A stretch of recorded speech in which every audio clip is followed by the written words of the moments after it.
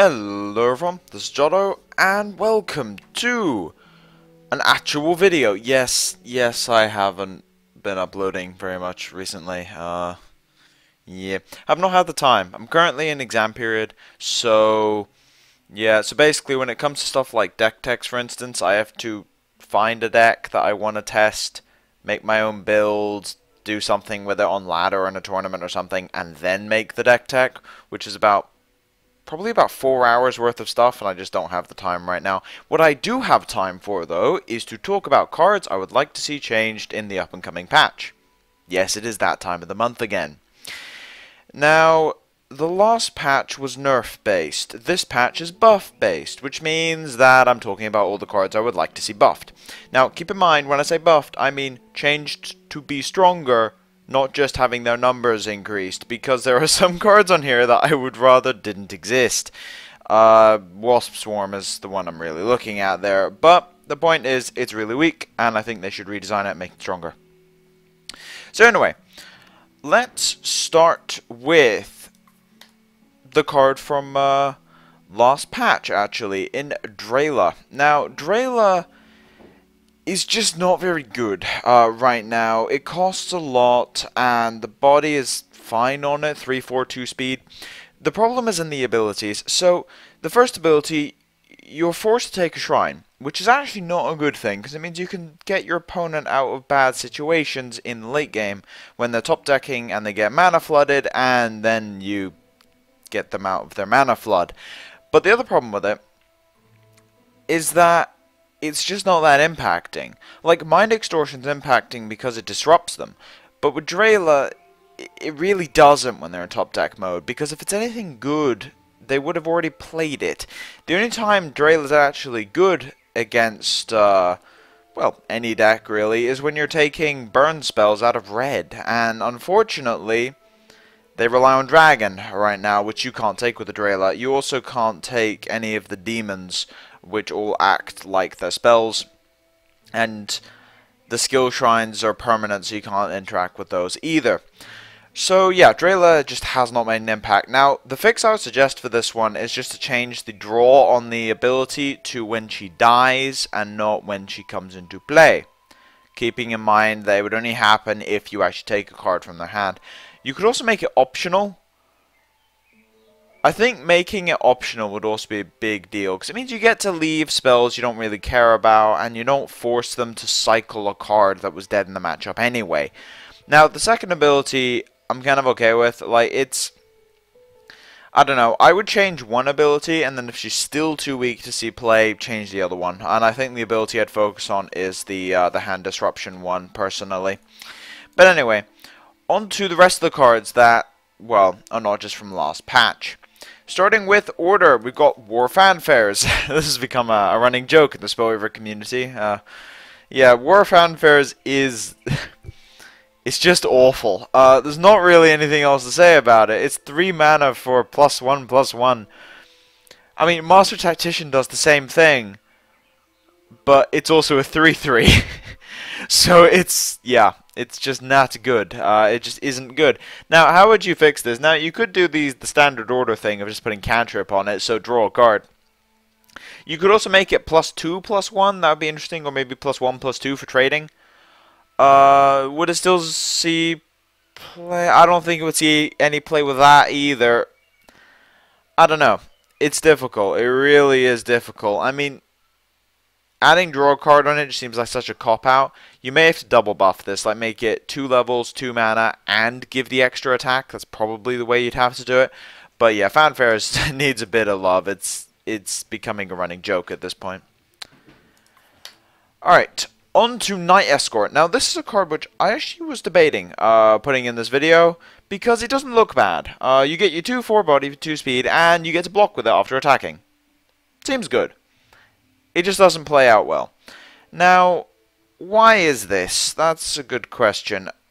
The 2/4 sounds okay, but it's 2 speed, which means it can't fight into a lot of the 3 speed stuff, which is the stuff that sacrifices stats for speed. So Night Escort doesn't actually kill much, which is a bit awkward. Here's an example, actually. An Elite Vanguard is completely immune to a Night Escort. It just is, and it costs less.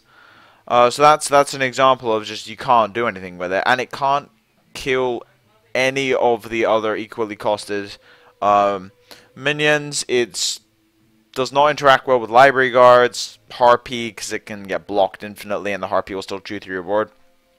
Mutant weakens it to a 1/3. Like, all of the 3 mana 2-level cards that see play just point and laugh at my Escort, quite frankly. Also, a buff to this guy would help Trials, which would be nice for Order, since they get an uncommon that's actually a bit better. What would I do to it? Good question. 2/5 maybe? It's difficult, because I don't think a 3/4 that can attack and block is balanced. 2/5 is a bit of an uncommon stat line. Maybe that would be where you want to look at things. It still dies to assassinate.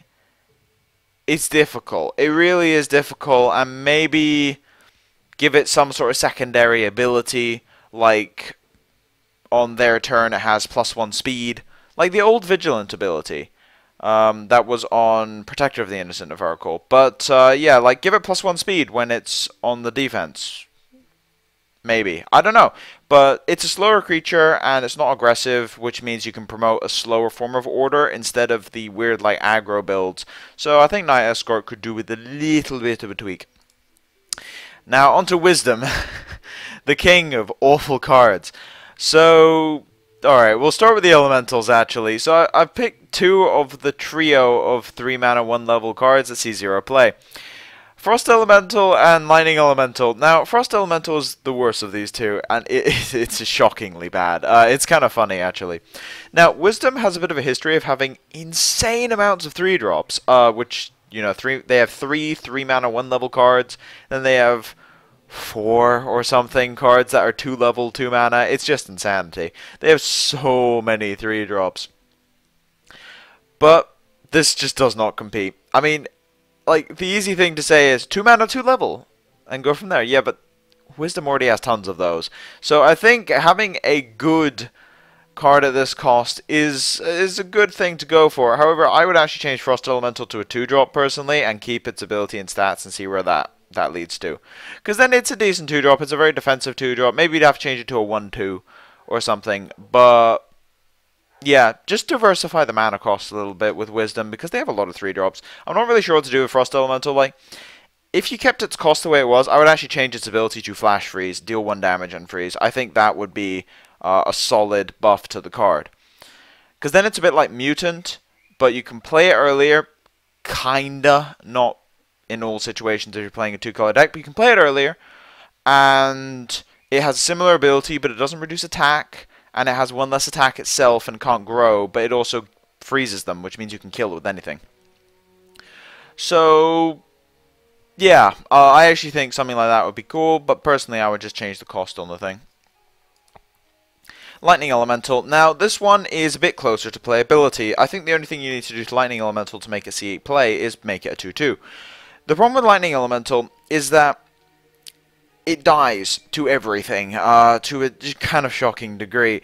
It dies to collateral damage on Fire Blast. It dies to every single form of removal in Corruption, and Wisdom, and Rage, and Dominion. It dies to weakness counters, for crying out loud, which is just not good. Now, the other thing that being a 2/2 would do would give a bit of a boost to 2 decks. Tempo Wisdom, which would be nice, because that deck is completely unplayable right now, and also Kayanu Blue, which there is a build running around for Kayanu Blue, and the deck doesn't seem too bad, so maybe a bit of a push on Lightning Elemental so you could get a 3/3 with 4 speed.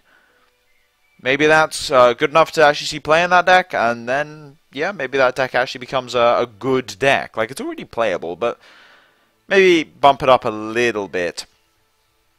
But yeah, I've always liked Lightning Elemental. I do like the 4 speed. It's very, very unique. It's just Lightning Elemental and Elf Scout that have it, and the ability is quite interesting. It sums up Wisdom with the shock. So anyway, away from the Wisdom creatures, we've got the Grand Institute. Oh boy, the Grand Institute is... it's an interesting topic, because every single time I talk to anyone about this, like, how do you buff it? Like, I don't know. I have no idea what you do to Grand Institute, because whenever I see it in play, I always think, that's not worth it. So the idea behind it is that you get to go up a mana, and then you get to convert that mana into a level when you need it. The problem is that you need a wisdom level to do it in the first place, which is an issue because it means that you can only use this for double or triple wisdom, so basically double wisdom, since you got New Horizons for the large amounts of aspect requirements, right? So maybe say, oh, if you're just splashing a few double wisdom cards, you don't really want to sink a card into an aspect, so maybe you can sink a card into mana and then only convert to aspects when you need it.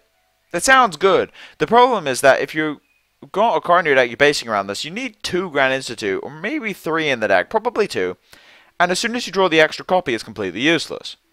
Because you can't go up an extra wisdom, right? Because you've already got this land in your deck that does that. But if you go up the extra wisdom, then you've just taken away the use of the Grand Institute entirely. And the 2 ways of getting around this is Divine Offering it away, which sounds okay, but you've probably got a second skill shrine. And you're just Divine Offering continuously, which will lower your consistency. Or 2 playing New Horizons to get rid of it. But it gets a blue level, which counteracts, yeah, same point. Counteracts the actual reason of having Grand Institute in your deck. So, yeah. It's difficult to figure out what to do with it, though, because you can't make it 0 mana. You just can't. You can't make it 0 mana because then it's a New Horizons on a shrine, which is very silly. So yeah, you can't make it 0 mana, and reducing the cooldown does effectively nothing. So what do you do to it? I don't know. I would redesign it. I have no idea what to do with Grand Institute. Like, I know the flavor on the thing where it's like you go there to learn, so you get an extra level of wisdom, but it has to be temporary for balance reasons. But I think they should do something with it. Grand Institute is just it's in limbo. So I think they should do something with it. I do not know what, though. Elric, the only hero on this set of cards I've got in front of me. Now, Elric is currently, in my opinion, the weakest hero. I don't really think I know anyone that can argue against that. The problem with Elric is that anything he can do, another hero does better. It is a serious problem. So, for instance, like, basic Darius had a bit of this issue, and so does Advanced Despina to some extent, but Advanced Despina is at least a bit more unique, and basic Despina has the combo potential, and that's what beats out Advanced Despina. But with basic Darius, it was kind of like, oh, it's just generic card draw. Yeah, but it works with Corruption, and Corruption doesn't have secure card draw, so you get that card draw aspect. That's good. With Elric, not so much. Any single deck I've seen Elric in just could be running a different hero to greater success. As soon as he was released, he was running red-blue, but basic Darius was just better in that deck. And then he was running some advanced Ash builds, but they would kill their own Elric twins. And then he was running implants, and then everyone realized that Coronis was better than Elric in implants. And I've seen him in Tempo Wisdom, but basic Darius is just better there, because then you don't have to run Ancient Wisdom in your deck. You see the problem. He's basically not playable in anything, which is a problem. Now, the reason he's not playable in anything isn't because of the Illusion Twins. The Illusion Twins are quite powerful. The problem is that with their drawback, you can't keep them on the board for very long. And it has a 3-turn cooldown. That's what does it. It has a 3-turn cooldown, which means you cannot generate any significant advantage off Illusion Twins. Especially considering they all die to Fire Blast, collateral damage and such. So what do? Now, you could just reduce the cooldown to 2, but then you got a 2 mana, 2 cooldown ability that spawns massive creatures every time you do it. You could make it 3 mana, 2 levels. I think that's probably where I'd settle on it, to be honest. At least just as a first attempt.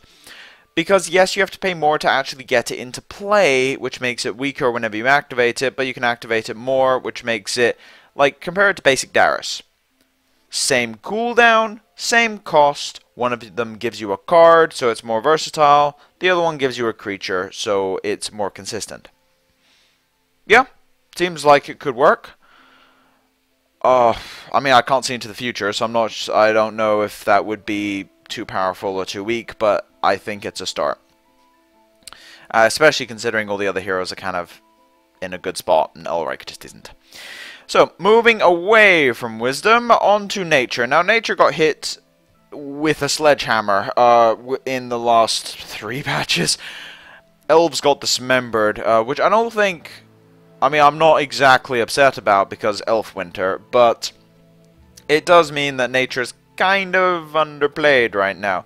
I mean, nature basically consists of heroes and bounce effects right now. So you got Kainu that runs it for the hero, and that's about it. And bounce effects, I guess. So yeah, hero and tornado outbreak. And then you got demons that runs it for the hero and the bounce effects. And then there's the nature disruption deck with advanced never and corruption. Like you get your death traps and such, and that's really running it for bounce, never, and kind of death traps, sort of. So yeah, you see the issue. The problem with nature is that all their power is in their heroes. So what do?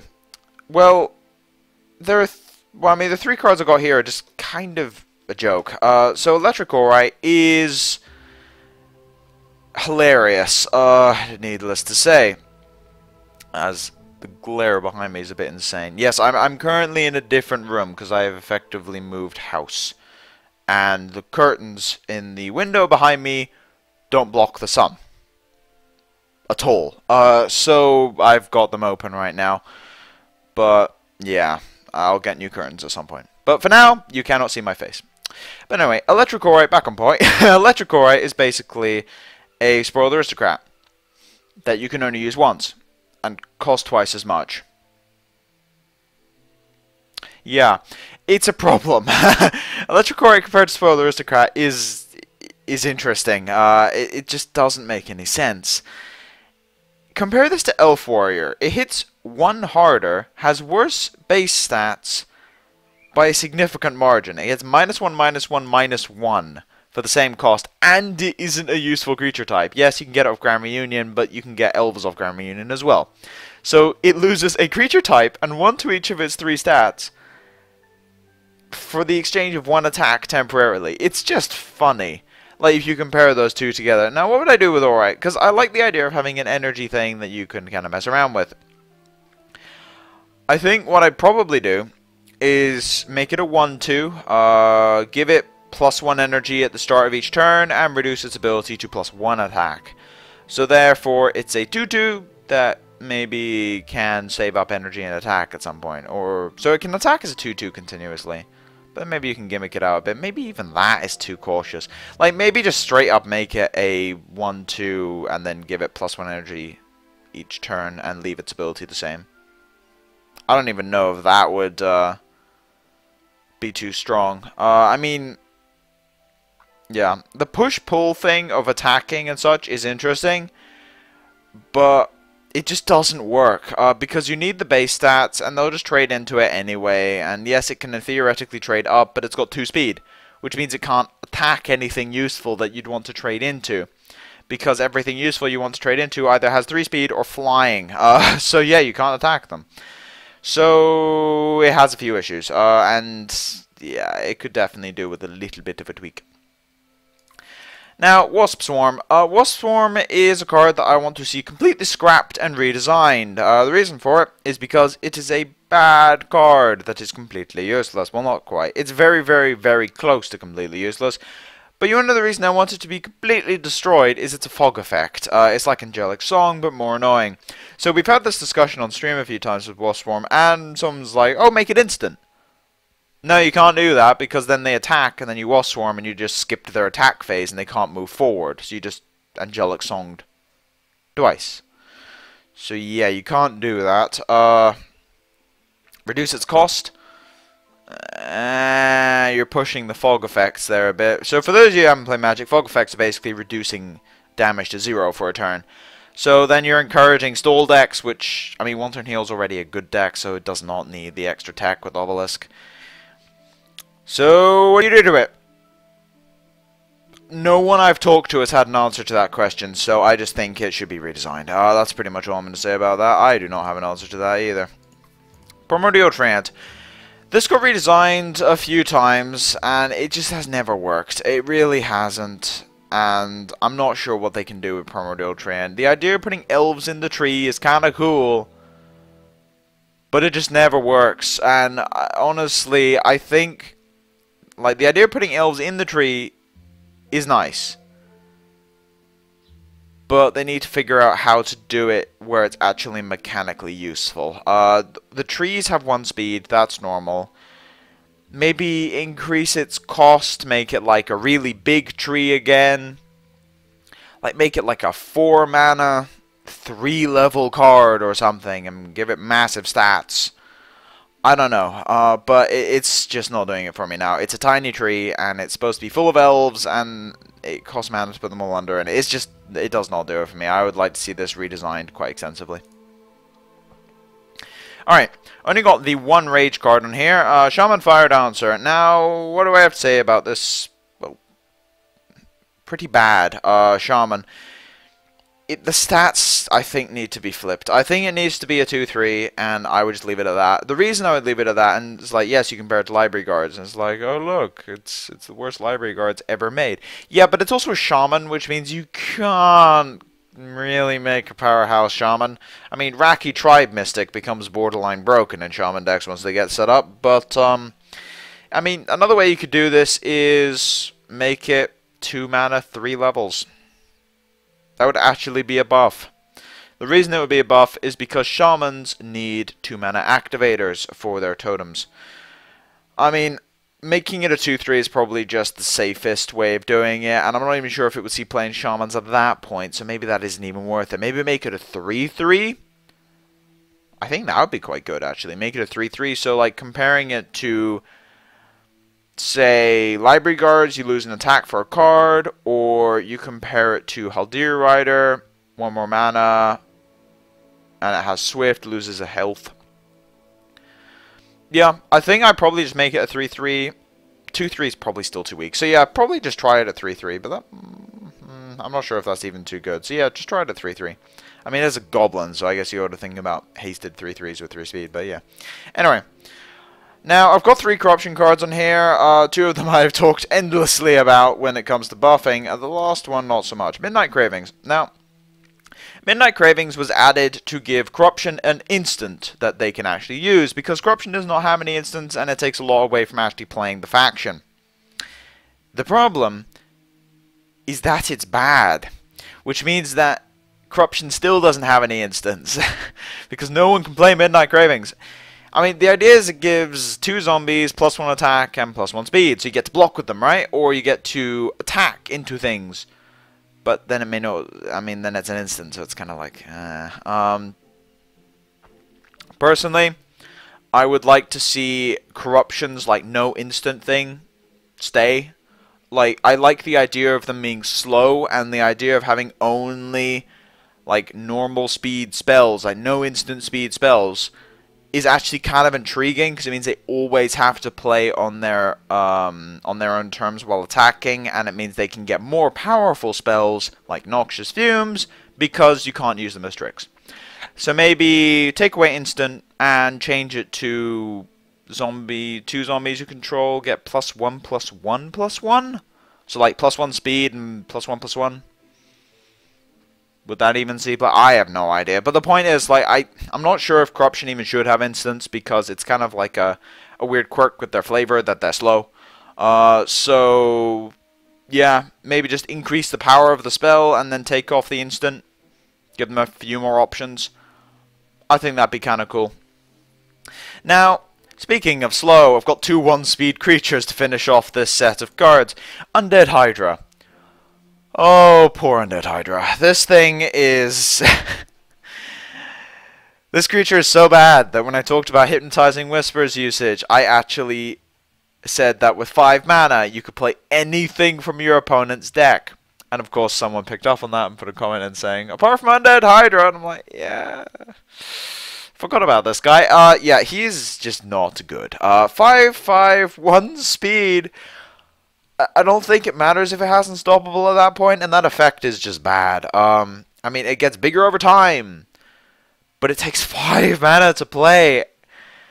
Like, the 2-level requirement at 5 mana doesn't actually matter. It could be 3 levels at that point, and it would not matter. It wouldn't even be a nerf. Why? Because when you get to 5 mana, As corruption especially, you probably have 3 levels anyway, since you're playing Succubus at that cost. But, like, this is supposed to cost the same as Succubus and Dread Knight. Let's just let that sink in for a second there. Keeping in mind, corruption always goes 3 levels anyway because of Consume and Word of Pain and Sanctum and such. So, on curve, you could play a Succubus, a 3/3 2-speed flyer that does reach damage of 3. A Dread Knight that is bigger than this thing, has deadly so you can't multi-block it with high HP creatures, and also tempos them out. Or you could play the dorky Hydra that's just a 5/5 and has a completely blank set of text underneath the Unstoppable. Yeah, something needs to be done with this guy. Now, the suggestion I've given before with this is, like, change its ability, like, scrap both abilities. Maybe leave Unstoppable on, I don't know. It's kind of cool that the giant Hydra is unstoppable. But change its other ability and give it some, like, Acid Spit ability. Because it's an Undead Hydra. It doesn't have to keep growing heads back if it's already dead. It's kind of difficult to kill a Hydra if it keeps growing heads back, right? So, it's a reanimated Hydra. It's not... like, it's not a living one, so you don't need the Hydra grows more heads flavor in this thing. So, maybe give it an Acid Spit ability. So, like, when you play it, you put 2 weakness counters, like, on up to 2... you put 1 weakness counter on up to 2 creatures. I don't know. Something like that. That'd be kind of cool. Maybe give them a way... like, give Corruption a way of interacting with stuff that has 3 speed and low attack values, like Library Guards and Phoenix, and you get the idea. So you can actually weaken them. Would it even see play then? I don't know, but it would give them a bit of an option, and that's, as far as I'm concerned, that's what I like to see as card changes come through. Now, the last one is Zara. Now, when people talk about Drella being unplayable, oh god, Zara is currently the worst epic in the game? I think so. I don't even think... like, Drella's close, but Drella's new. Zara's been in the game for ages. Like, yeah, if we actually just pull up the epics here. Let's see. Namir sees play. Good in Angels and sees some play. Yep, decent in some counter decks. Silencer will always be around in control decks every so often. Just got nerfed. Pretty powerful. You just have to get it to work. Top tier deck. New, so it doesn't count because they're going to buff it anyway. Pretty balanced. It's just okay. It's not overpowered or underpowered. Pretty damn good. And poor Zara. Zara has never been good. It just hasn't. It's been in the game for so long at this point, and they've just never buffed it, and it really needs it. The question is, this is the real question with Zara. How do you buff it? Do you reduce its cost? No, you can't reduce its cost because otherwise it just destroys aggro decks. You could increase its speed. That'd be interesting. You could increase its stats. That feels a bit gimmicky because it already has large amounts of stats. Increase the effect. Make the effect non-symmetrical. That feels a bit too creature dominating. So, yeah. I think the best suggestion I have for this is change its effect to give -1 speed as well. Like, you're increasing the power of the effect, but the idea is it's still symmetrical. So, it still affects both sides equally. But the point is that it slows everything down to the same speed as Zara. Well, kind of, and this is 3 speed and it's still faster. But the point is it slows all the 2-speed stuff down so it actually has to interact with Zara. Then it would become an actual dominant, like, creature on the board. Would it be good enough? I don't know, but it's a start as far as I'm concerned, and that's kind of where half the stuff on this particular set of cards comes into. It's like the cards on this list have just been basically cards that are not, and I've successfully unselected all rarities. These have been cards that are just, they're just not quite strong enough, and small buffs, yeah, that's good enough when it comes to tweaking. You increase things in small increments because then if you, I mean, you're reducing the chances of you just taking a bad card and putting it in a slingshot and shooting it into tier 1, which you don't want to do. This has happened with stuff in the past, namely Mutant, which went from a reduced win rate card that wasn't actually that good to a card that needed nerfing a month later. So yeah, you have to be careful with this stuff. Also, see Burning Rage. That's a good example of this. Yeah, you have to be careful with buffs, and I would like to see some small buffs on some of these, and if they're still too weak, and it's still, like, just none of them are seeing any play, do it again next month. I'm fine with that as far as I'm concerned, and yeah, I think buffs to the cards that are bad are usually better than nerfs to the cards that are good, because if you nerf good cards, it can piss people off because then they don't get to do the thing they have a lot of fun with. But if you buff bad cards, the people that like the cards get to play with them, and the people that play their top tier decks just have more variety to look at when it comes to actual matches. So I don't really see that many downsides when it comes to buffs, provided you're not buffing cards that people absolutely despise and would never like to actually play against. Notably Silencer, and also don't buff Wasp Swarm, just change it. It's bad, but do not buff it into playability with its current effect. But anyway, that's all I have to say as far as cards I would like to see changed in the up-and-coming buff patch. But as for now, thank you for watching. If you like the content, please subscribe. If you have any feedback, want to ask me any questions, put it in the comment section below. I will have an incredibly sporadic video uploading schedule over the next couple of weeks, since I am in exam schedule right now and do not have a lot of time. But for now, this has been Jotto, signing off.